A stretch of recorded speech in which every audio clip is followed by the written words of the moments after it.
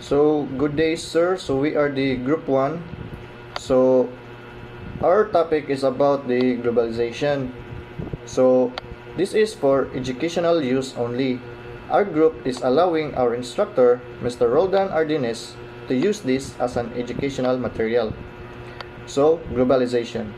Globalization is a multi-phased phenomenon, encompasses various ideologies that shape its dimension. One crucial phase is market globalization, which refers to the interconnectedness of markets on global scale. This report explores the ideologies underpinning market globalization, examining its key principles and implications.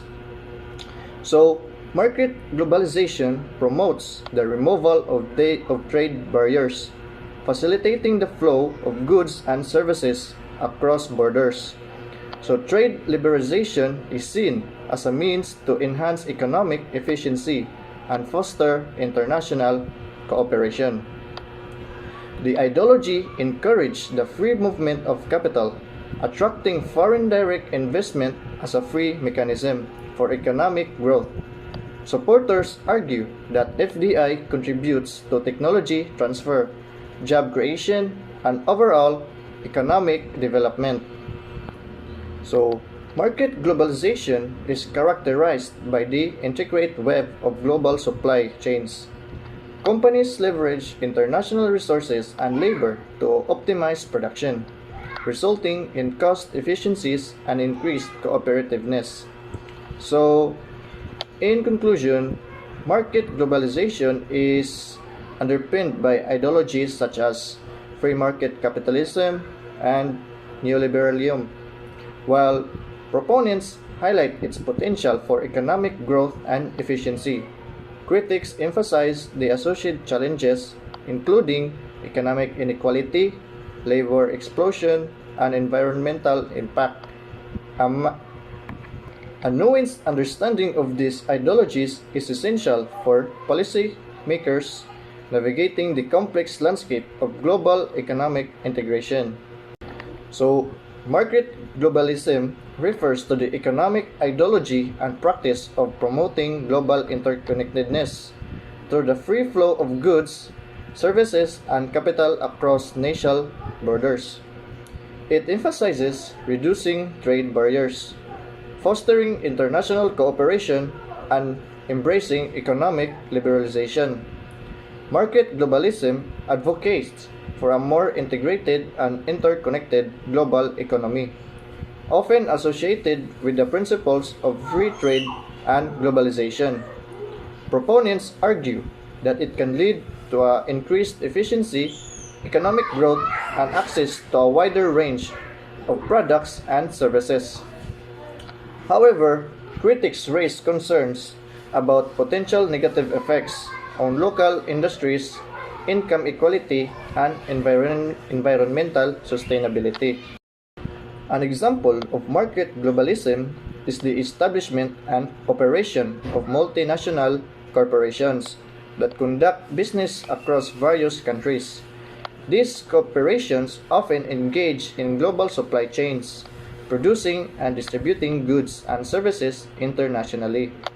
Companies like Apple, with its manufacturing in different countries and a global consumer base, exemplify the principles of market globalism. This involves the seamless integration of resources, production, and markets on a global scale, reflecting the interconnected nature of the contemporary economic landscape. So, I'm discussing about justice globalism. So, justice globalism, the evolving interconnectedness of legal system on a global scale, a present a paradigm shift in addressing transnational challenges and promoting fairness. This essay explores the key aspect of justice globalization, its implication, and the collaborative efforts required to establish a common framework for addressing global issues. So we have here an example of justice globalism. So first is interconnected legal system. So globalization has fostered interdependence among nations, necessitating collaborative legal responses.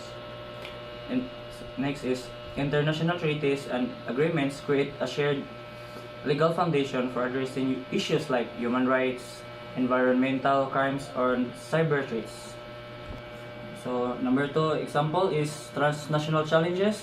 So justice globalization is a response to the increasing complexity of challenges that transcend national borders. Issues such as human trafficking, terrorism, and climate change require coordinated and legal efforts to achieve meaningful solutions. Third example is all about human rights and equality. So justice globalism emphasizes the importance of a universal human rights as a foundation for a legal system worldwide. The pursuit of a justice and globalism scale seeks to ensure equal protection and fair treatment for all individuals regardless of nationality. So fourth example about justice globalism is a cultural and legal diversity. So while striving for a common legal framework, justice globalism must respect and accommodate the culture and legal diversity, and balancing universal principles with culture and nuances is essential to avoid imposing values on diverse societies. So I'm here also to discuss about religious globalism. So religious globalism refers to the growing interconnectedness of religious beliefs, practices, and institutions on a global scale. It encompasses the spread and exchange of religious ideas, the communities, and the impact of globalization on traditional religious boundaries. So we have here an example of a religious globalism. First is interconnected beliefs. Interconnected beliefs, religious globalism involves the dissemination of religious ideas beyond regional or cultural boundaries. So next example is global religious communities. So the formation of global religious communities transcends geographic and cultural limitations. So in navigating religious globalism, societies grapple with the tension between preserving cultural and religious identities and embracing the opportunities for dialogue and understand that come what with interconnectedness. As the world becomes the more interconnected, religious globalism continues to shape the landscape of faith, challenging traditional boundaries and fostering new forms of religious expression and coexistence. Michael Frieden's sentiments, political ideologies display unique features and anchored in distinct conceptual morphologies or constructions. Frieden proposes three useful criteria for determining the degree of maturity that sets a full-blown ideology apart from a fleeting ideational cluster. First is its degree of uniqueness and complexity. Second is its context-bound responsiveness to a broad range of political issues. Third is its ability to produce effective claims in the form of conceptual change of the Constitution. So Frieden's article is commendable for a few reasons. Firstly, it wisely emphasizes that political belief systems are constantly changing, so requiring periodic scholarly reassessment. So secondly, it challenges analysts to reconsider outdated classification systems, urging a willingness to entertain the idea of significant ideological transformations. So scholars should be ready to rethink, revise, or replace outdated concepts that no longer capture the complexities of existing political beliefs. Lastly, the article demonstrates intellectual creativity by advocating for thought exercises that redraw ideological boundaries and reclassify systems. Topic is all about Arjun Appadurai contribution. Okay. In his contribution, Arjun Appadurai objects to commercialization, generally to the electrification of the agricultural wells in a village. In a Western Maharashtra, he argues that commercialization is justified by economistic rather than holistic. And development's model, but the foster individualistic knowledge system is in the place of those promote the production of the communication. Stephen Marjolin adds that work in the West has been deliberately stripped of the meaning of the both kinds. Okay, to consolidate and extend their dominance over the production. Capitalistic had a double task: first of the weak, solidarity of the workers, and the second to restore products. So, as the reduce of the minimum of the role of the workers, knowledge and skills, accordingly production was organized of efficiency, knowledge based on the logical deduction from the self-evident principles which transferred control from worker to capitalist. And in contrast, he described Orissa Hadlum waders who will learn their craft as technique knowledge, emphasize in the practice, retain control, and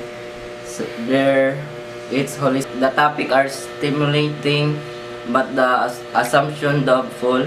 Neither Western or Indian culture in this sample of monolithic, one of can always enforce dichotomies.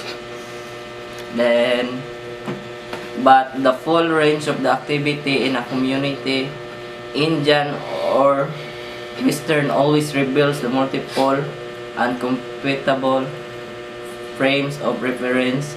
The same applies to the community in which generates development project.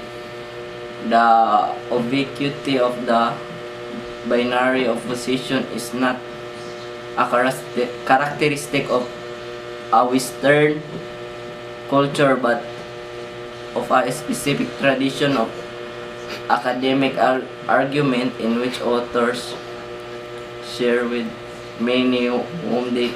Looking ahead, Apadura's work remains relevant in addressing emerging challenges and phenomena. And the ongoing digital revolution and the proliferation of social media and the platforms we have that transform the dynamics of globalization, influencing how information and ideas circulate and how identities are constructed and negotiate to other country. And Apadura's emphasis that on the role of media and the imagination of shaping global processes is provided as a lens through which we can critically examine the impact of digital technologies on societies worldwide. Furthermore, Apadura's exploration of identity, information, and collective action in the context of globalization continues to be pertinent, and the rise of nationalist movements, cultural conflicts, and socio-political tensions underscores the need for understanding the complex of the interplay between global and local forces.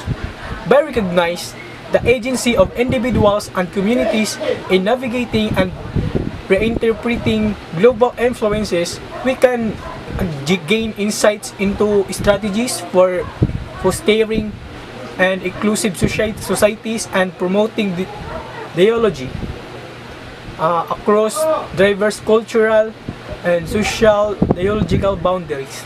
And overall, the importance of Arjun Apadurai's work, it lies in his ability to provide a critical and insightful analysis of globalization and the challenges of dominant narrative, and highlight that agency of individuals and communities and bridge that the gap between academic research and real-world issues by offering a more or comprehensive and exclusive understanding of globalization, and his work was contribute to fostering dialogue, promoting to the cultural diversity, and